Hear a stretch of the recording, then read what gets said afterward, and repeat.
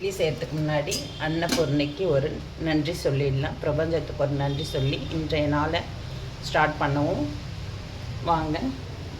சிம்பிளான முறையில் நான் அதை செக்கு நல்லெண்ணெயை இந்த கடாயில் கொஞ்சம் போட்டுக்கிறேன்.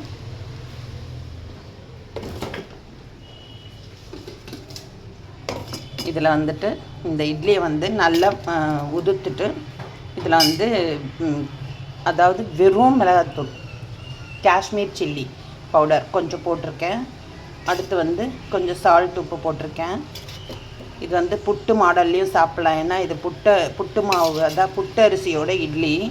இதை உதுத்த உடனே புட்டு மாதிரியும் தெரியுது. தேங்காயும் சர்க்கரையும் போட்டு ஏலக்காய் போட்டு சாப்பிட்டா புட்டு.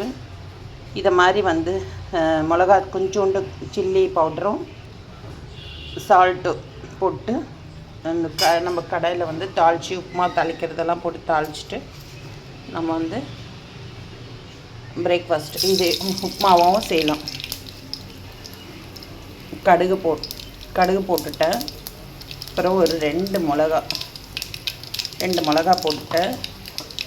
கொஞ்சம் ஜீரகம் போடுறேன். கொஞ்சம் கருவேப்பிலை போடுறேன். ரொம்ப ஈஸியான பிரேக்ஃபாஸ்ட்டு.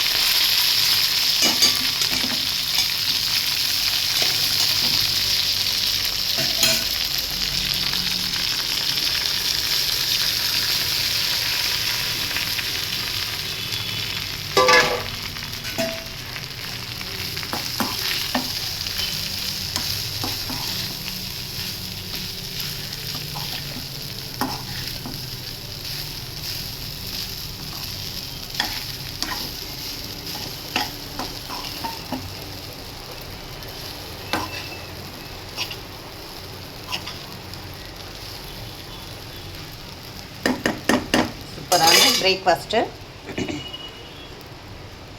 இன்றைக்கி காலையில் இதை முடிச்சுட்டு அதுக்கப்புறம் மதியம் என்னன்றதை பார்க்கலாம்.